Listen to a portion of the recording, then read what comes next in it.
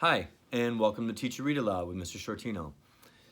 Today I'm going to read to you guys a story about a person who stood up for herself in a time when it was extremely hard to stand up for yourself, especially because of the color of her skin. Her name, as some of you are familiar with, is Rosa Parks. This book is called I Am Rosa Parks by Brad Meltzer and illustrated by Christopher Eliopoulos.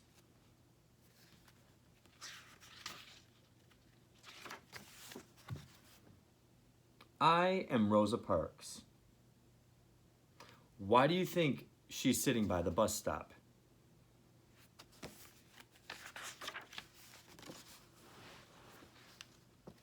Growing up, I was small for my age. I was sick a lot too, since we didn't have money for a doctor. But that didn't mean I was weak. I'm not that short. Here's a line that shows most kids how tall they are. Rosa's younger brother's height and Rosa's height. Looks like you are.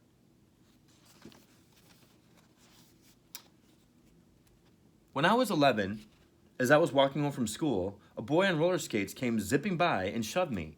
He thought I'd be an easy target. To his surprise, I turned around and pushed him back. I knew fighting was wrong, but I didn't want him picking on me again. Uh-oh, this is gonna be bad. Did you just push my son? His mother saw what happened. She was mad that I pushed him.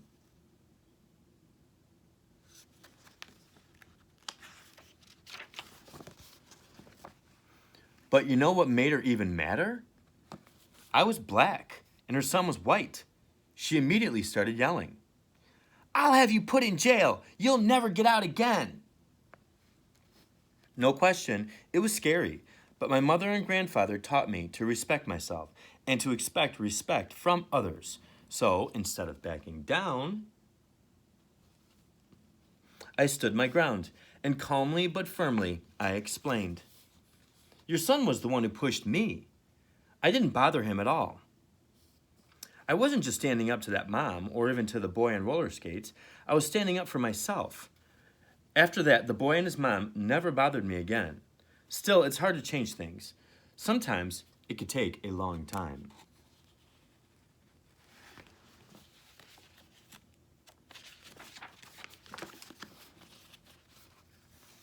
Back then, if you were black, you were treated unfairly just because of the color of your skin. You weren't allowed to live in the same neighborhoods as a white person, eat in the same restaurant, ride the same elevator, or use the same bathroom. You couldn't even drink from the same water fountain. One was marked for whites, the other for coloreds.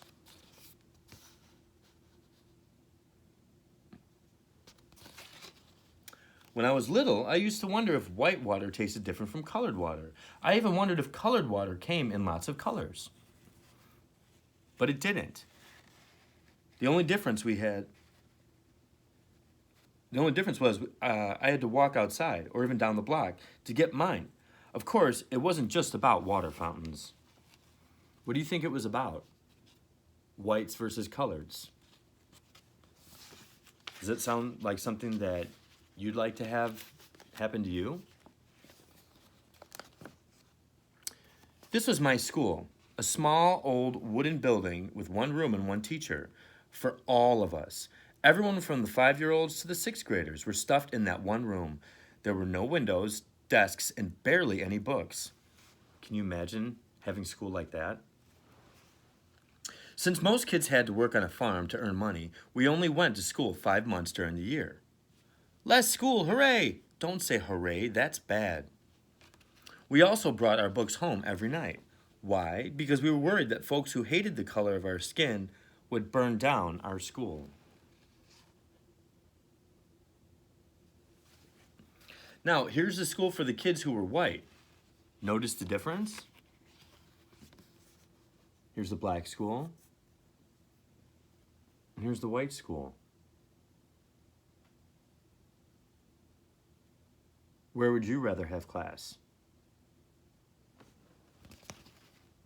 It was a new brick building with beautiful windows, new desks, and plenty of books, plus a playground. They went to school 9 months out of the year since they weren't working in the fields like we were. Now, can we say hooray? No, there's no hooray about this. What do you think?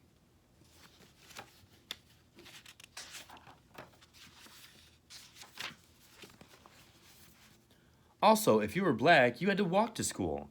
If you were white, you got to take a bus. The worst part was when I'd walk home with my brother, the kids on the bus would throw trash at us. It made me feel horrible. But there were no civil rights back then. The only solution was to move off the road.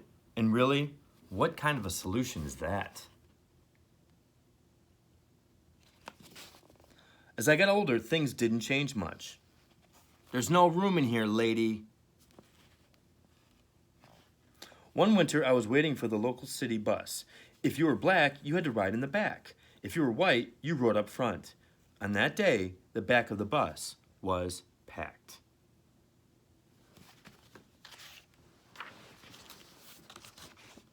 But there were plenty of seats in the front. I was just trying to find a place to sit as I entered through the front door of the bus.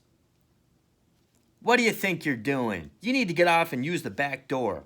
Only whites can come in the front. But I'm already in. I tried to explain that there was no room to get in through the back. Does that seem fair to you? The driver didn't care. He wanted me off the bus. He grabbed me by my coat sleeve. I dropped my purse near the front door. To pick it up, I sat in the front seat, a white seat. It made the driver madder than ever. That's it. Get out. Get off my bus. That's what he called it, my bus, as if it were his. The bus wasn't his, though. It belonged to all of us.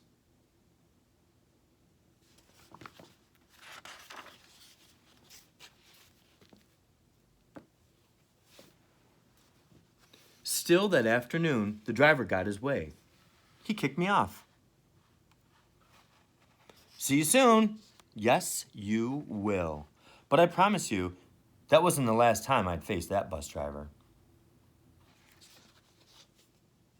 From there, in addition to working as a seamstress, I started working to change things. At the NAACP, we fought for fairer laws and made sure that people's stories were heard. Tell me, what happened next? I also stopped using colored water fountains. I'd rather go thirsty than be treated so poorly. It was the same with separate elevators. Instead of riding them, I'd take the stairs. But as for real change, need a lift? No thanks.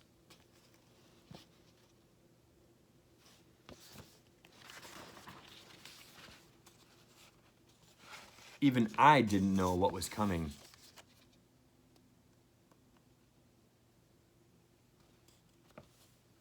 It was the end of a busy Thursday. I was 42 years old and on the bus going home. This time I was sitting in the first row of seats that were allowed for black people. There was one man next to me and two women across from me.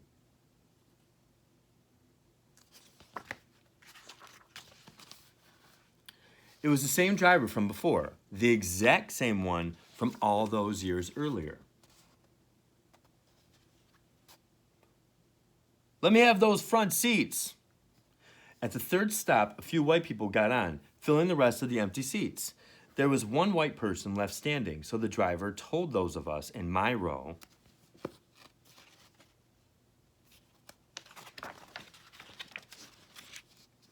at first, none of us moved, but when he asked again, y'all better make it light on yourselves and let me have those seats.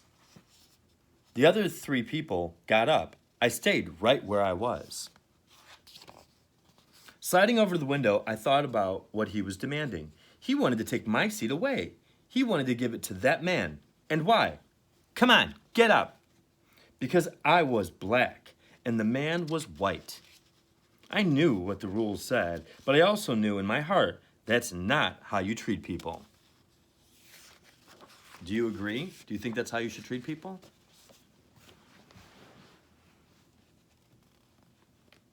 Without a doubt, the driver was mad, but I never lost my cool, never raised my voice.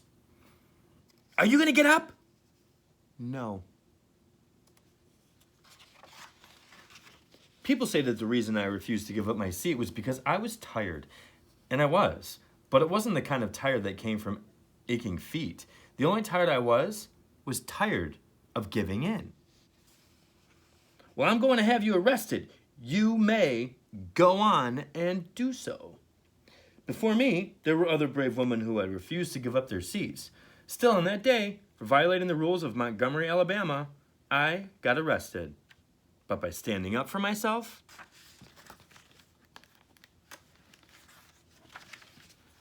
I ignited a movement.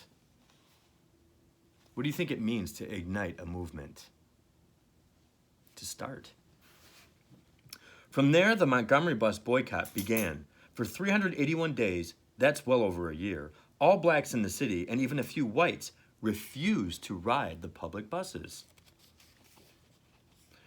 But if you don't use the buses, we'll go out of business. Then maybe you should think about changing your rules. Makes sense, doesn't it?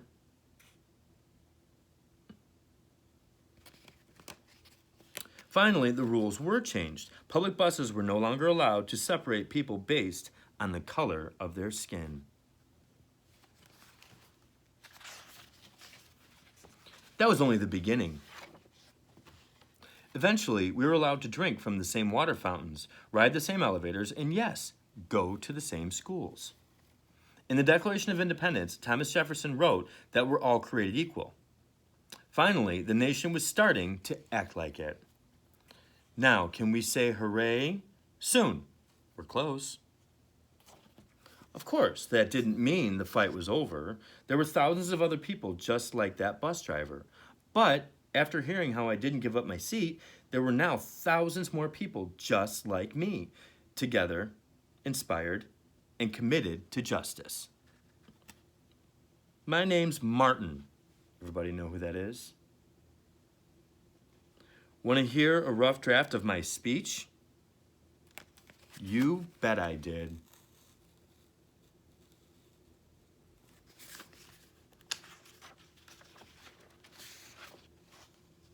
In my life, people tried to knock me down, tried to make me feel less than I was. They teased me for being small, being black, being different. Let me be clear. No one should be able to do that. But if they try, you must stand strong. Stand for what's right. Stand up for yourself, even if it means sitting down.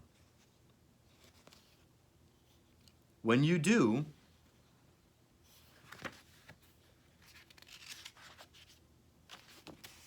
others will follow.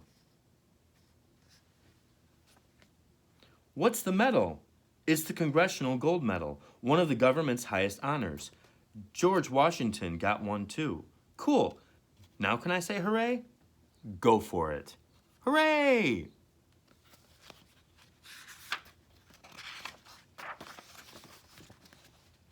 I am Rosa Parks. I'm not a politician, or a president, or an actor, or a famous business owner. I'm just an ordinary person.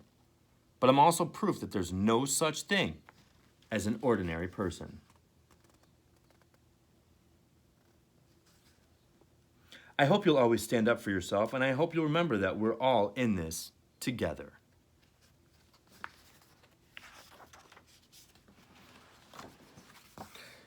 Rosa Parks says, "The only tired I was tired of giving in."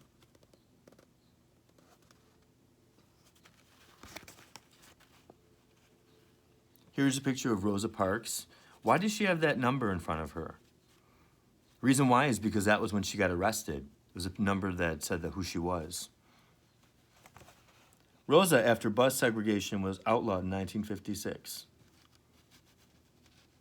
So normally when we think of being arrested, we think of it being a bad thing, which it is.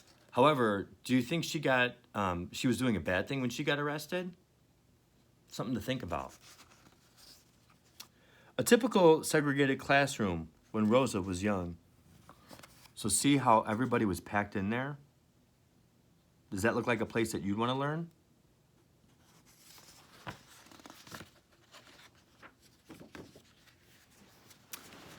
Hopefully you enjoyed that and you could think about how you can make the difference by standing up and doing what you can do that is right.